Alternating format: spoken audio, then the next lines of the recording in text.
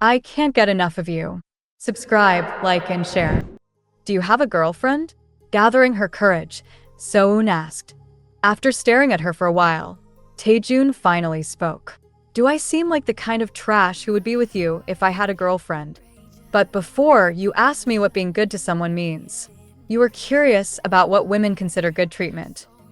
Because of that, I thought you might have someone you wanted to treat well. I was just making conversation. I wanted to talk.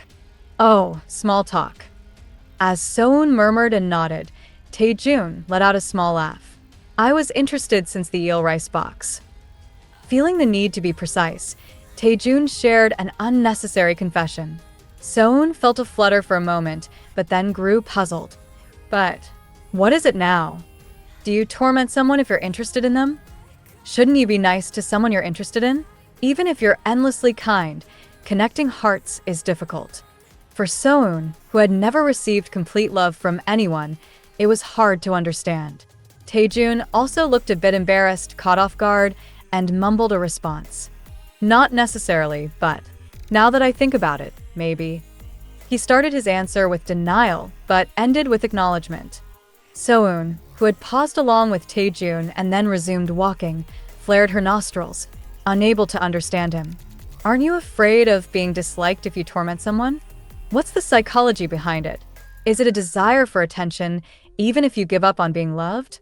Did he torment me because I didn't give him attention? I'm sorry.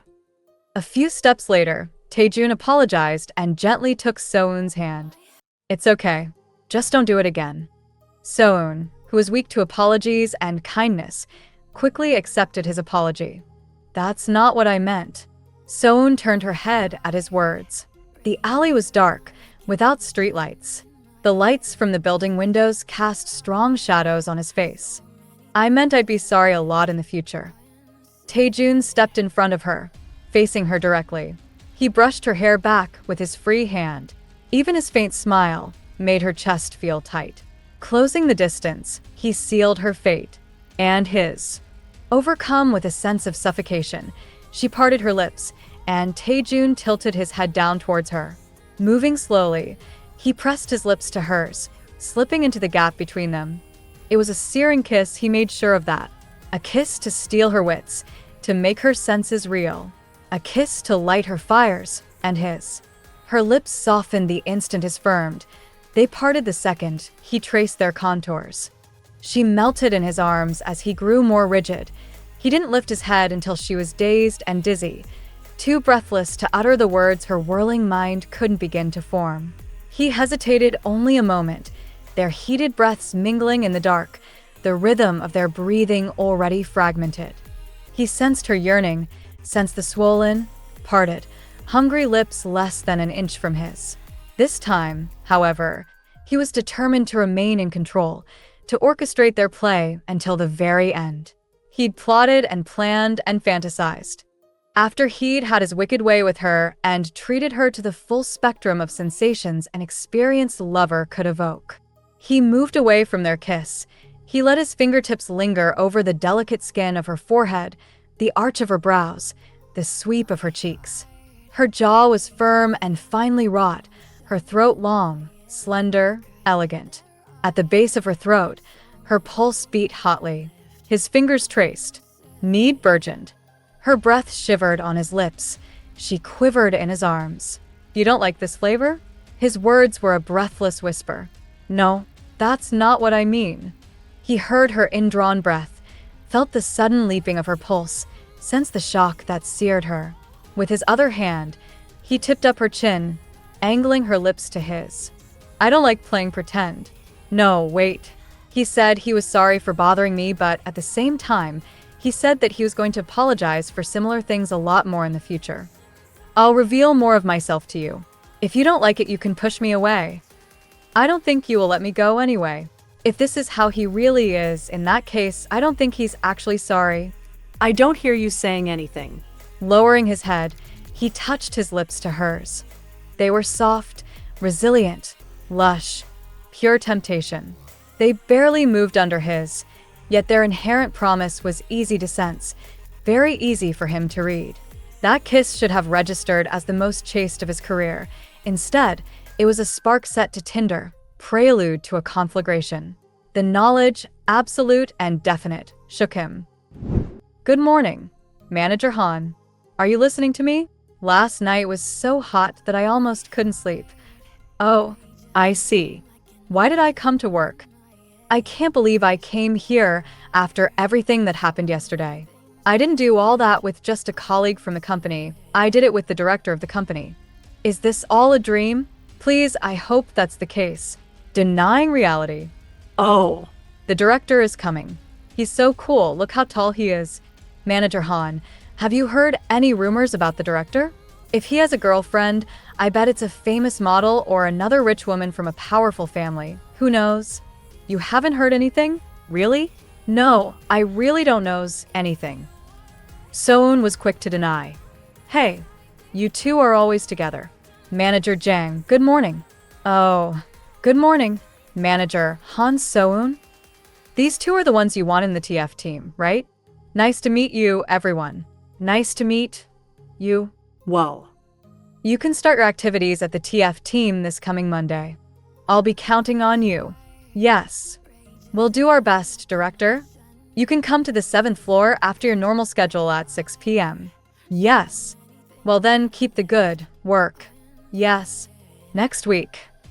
What are we going to do first? Do you know Manager Han? I'm not sure.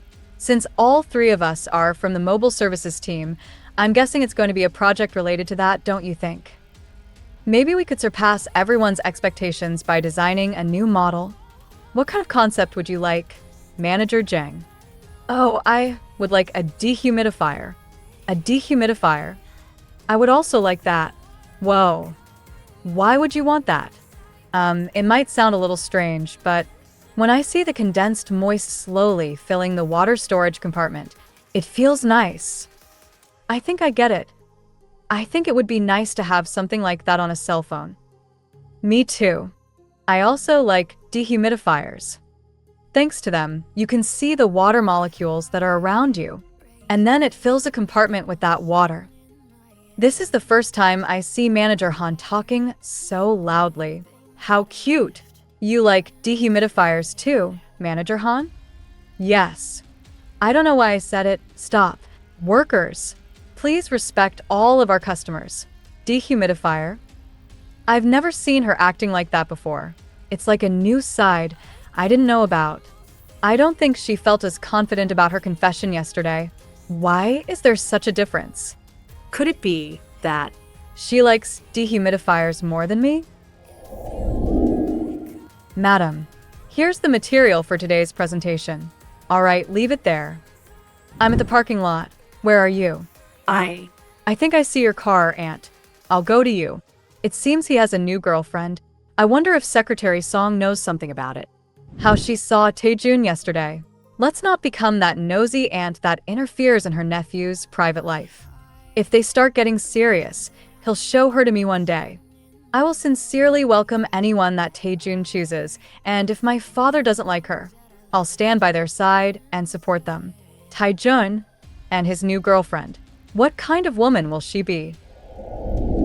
So-eun, with her heart pounding, went up to the 7th floor.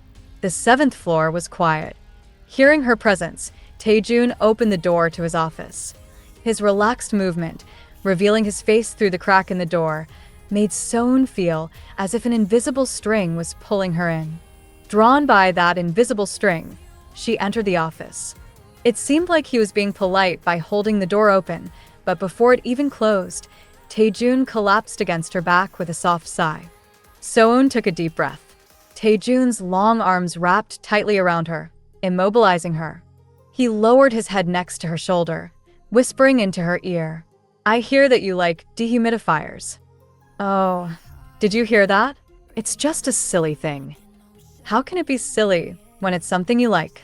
His slow voice made So-eun's ears burn with urgency. Would you like to go out and have a drink together? You're cute when you drink. No. I won't make that mistake again. So-eun instinctively responded quickly and moved toward the door. Who knows if someone might come in? She moved awkwardly, like a turtle carrying a shell on its back, reaching for the door handle, but Tae-joon's hand reached it first. "Where are you going? We're going to be in trouble if someone sees us." Tae-joon skillfully locked the door. "I can lock the door, but wouldn't that be more suspicious?" Oh, no. "It's fine. No one's coming." He made her nervous, then reassured her. Tae-joon was a master at teasing people. So-eun felt like clay in his hands, molded however he wanted. Speaking sweetly and plainly, Tae-joon said, "Make sure to run the TF team well, but don't get too close to the team members." Blinking in confusion at his sudden change in topic, So-eun asked, "What do you mean by not getting too close to the team members?" "When the TF team starts, they wouldn't be able to meet like this anymore." While part of her regretted this, another part was relieved. Even now, with Tae-joon clinging to her back like a turtle shell, So-eun had her mental brakes on. She kept telling herself not to get too deeply involved, as things could change at any moment. "We need to work at the office," she said, twisting her body to free herself from Tae-joon. She thought it was risky to be doing this at work. Tae-joon asked, "Is that so? In that case, we work hard during the week, but weekends are okay, right?" "Aren't you busy on weekends too, Director?" "I can make time to play. Do you have time on the weekends?" "I am free." "Now I suddenly feel like I did something wrong. It feels weird. I have to calm down." "When on the weekend?" "From Friday evening to Sunday." "I don't have any specific plans." "Then make sure to pack everything you need for a 3-day and 2-night trip." "Is there anywhere you want to go?" Well, think about it. A trip for 2 nights and 3 days?" So-eun's heart pounded. "Trip of 3 days and 2 nights plus packing things plus a place I want to go?" Fast. Too fast.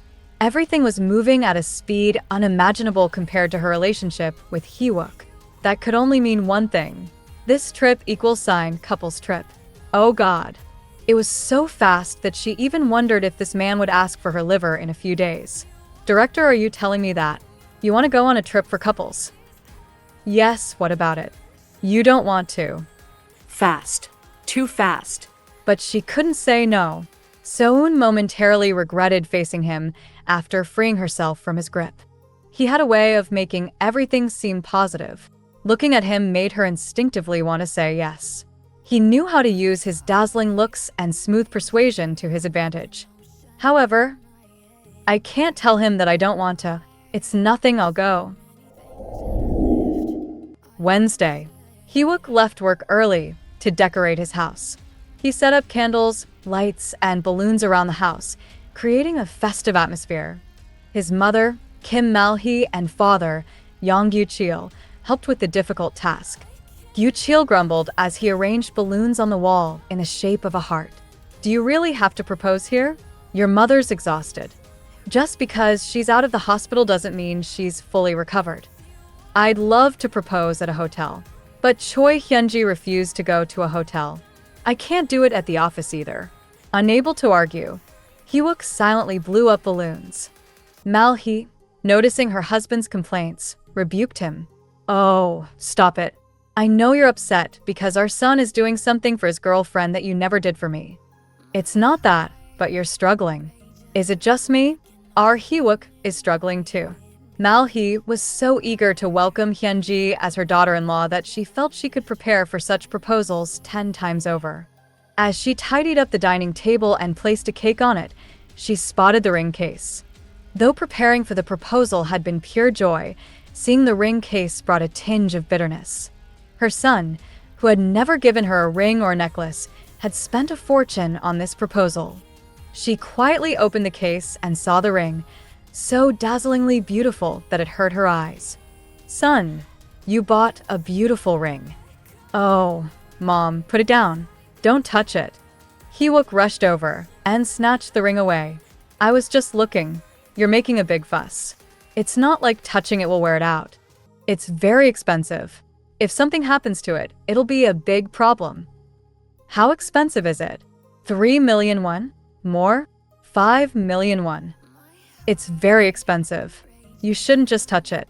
More than 5 million? Wow. A costly daughter-in-law."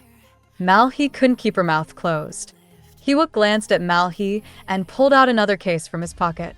Mom, I bought this for you. I got it from the same place. It was a crystal cut brooch. They didn't just give it to you as a freebie with the ring, did they? No, it's true. It's a real luxury brand from the department store. It's worth 500,000 won. In reality, the ring was fake and the brooch was real. After purchasing the 55 million won ring, Hyuk met with an imitation jeweler to commission a replica. He returned to the office with the genuine ring certificate and warranty, copying them meticulously. Although the unique paper quality made the forgery challenging, his attention to detail paid off. He had a knack for document forgery. The biggest challenge was the ring case. While the ring itself could be replicated, the imitation jeweler did not provide the branded case. Hyuk returned to the department store, refunded the ring, and purchased a 500,000 won brooch. He asked for the brooch case, then switched the brooch and the replica ring cases. Since the wedding rings would be of high quality, he saw no need to invest much in the proposal ring.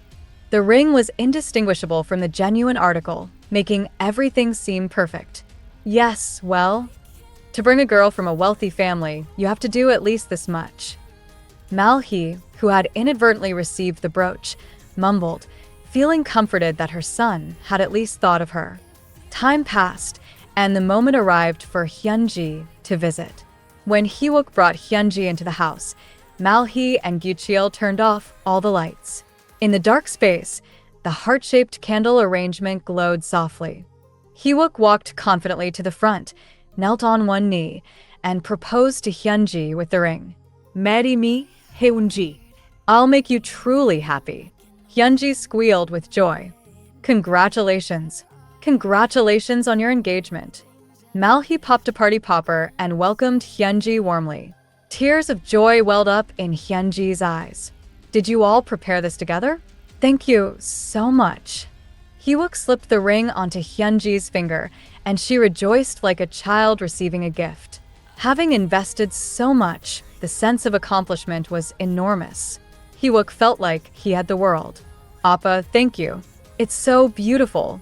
But the ring is a bit loose. I'll have to get it adjusted when I have time. However, Hyunji's remark made Hyuk's triumphant smile quickly fade. Why are you so surprised? I guess my fingers have gotten thinner since I lost some weight. Don't worry, I'll handle the adjustment. Hyuk, startled, shouted. It's my ring. How can I not worry about it? I'll go get it changed. No, I should do it myself to make sure it fits perfectly. It's 55 million won, so we need to get it right the first time. I'll handle it. Mal-hee gasped at Hyunji's mention of the ring's price. 55 million won? The ring costs 55 million won. Gyucheol's jaw dropped as well. Hyuk was also frozen. Mal-hee turned to Hyuk with a scolding look and muttered, I thought 500,000 won was too much, but 55 million? My goodness, we'll be pulling up the pillars of our house. We don't have a wine opener. I'll go get one from the convenience store. Hyuk fled the room, using the errand as an excuse to escape Mal-hee's obvious disapproval. Huh? All of a sudden, come back soon. After Hyuk left, Hyunji, still smiling, turned to Mal-hee, who was whispering, I'll have to scold him properly later. Mother-in-law, are you feeling better? I heard you were just discharged yesterday. Oh, yes, I am. What a relief my parents will be returning to the country next week. If it's all right with you, can we all have a meeting together? Returning to the country. I didn't hear about that from Hyuk. Why were your parents abroad? Oh, my father works in Dubai and the UAE. They focus on high-tech business. But my mother is a housewife like you. Dubai? I see. What is the name of the company he works at? It's the So-eun Artificial Intelligence Industrial Technology. Show you a photo. That's my father's company. Although it's a little small compared to other companies in Dubai. All of that is his company? When did you say they were coming? Next week. Of course, I would love to meet them. My health doesn't matter when such important people are making time to meet someone like me. Don't worry too much about it. You don't have to push yourself too hard. Oh, there's something I should tell you before you meet my parents. You know I'm an only child, right? My parents don't want me to struggle after marriage. So the first thing they'll ask about is the house. They'll want to know if my husband's family can provide a house. She bought a 55 million won ring, and now she's talking about a house? While a lawyer daughter-in-law is desirable, Mal-hee didn't want to drain their family's resources. Just as she was about to object, Hyun-ji continued, not giving her a chance to interrupt. So, when we meet, it would be best if you mention how much you're willing to contribute towards a house. My father will likely match that amount, and we can get an even better house. Of course, the property will be in Hee-wook's name. That's all you need to consider. Just think about how much you'd like to invest in Hee-wook's house. Mal-hee's eyes sparkled like diamonds as she processed this. So, if we provide 500 million won, we'll get another 500 million? If we provide 1 billion, we'll get another 1 billion. Hee-wook might feel pressured if I tell him this. That's why I'm only telling you. I can see it now. The reason he bought such an expensive ring. There's no way Hee-wook is going to end up losing as long as he manages to marry her. Well done, son. You caught a huge fish. Thursday, Hee-wook returned to the department store's ring shop during his lunch break. Hyun-ji was adamant about getting the ring adjusted, so he had no choice. He needed to repurchase the ring and secretly swap it to avoid any issues. I apologize for reversing my decision, he said. No problem, sir. We wish you a successful proposal, the employee replied. Hee-wook exchanged pleasantries with the staff after buying the ring again, feeling bitter. A problem that could have been solved with 55 million won now cost him 60 million. If he had just bought the genuine ring from the start and forgotten about it, he would have saved himself a lot of trouble and money.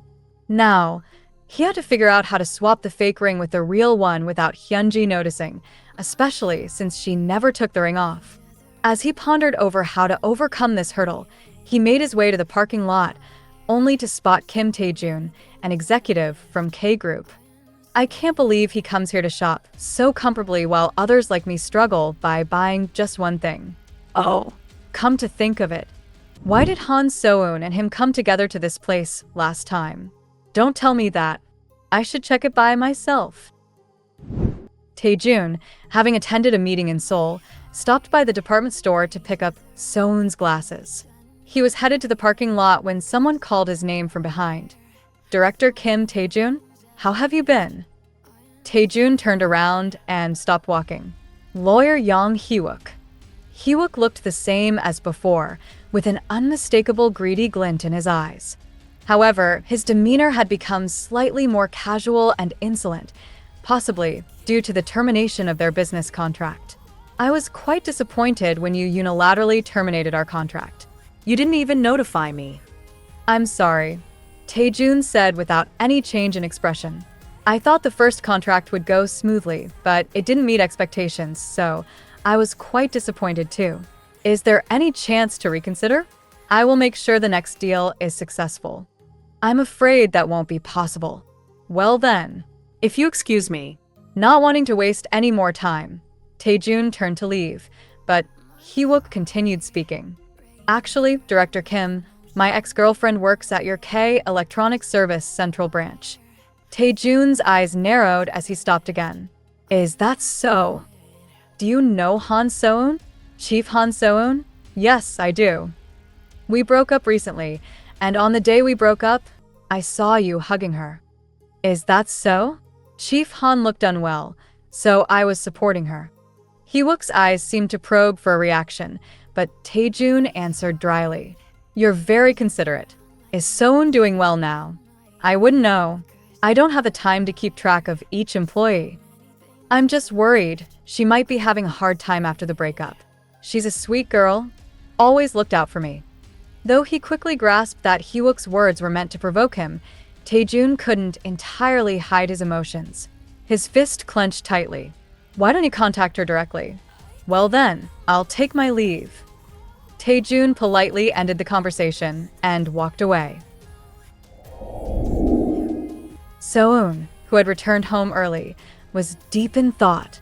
She needed to pack for the 2-night, 3-day trip with Tae-joon starting the next day, but she was unsure what to bring.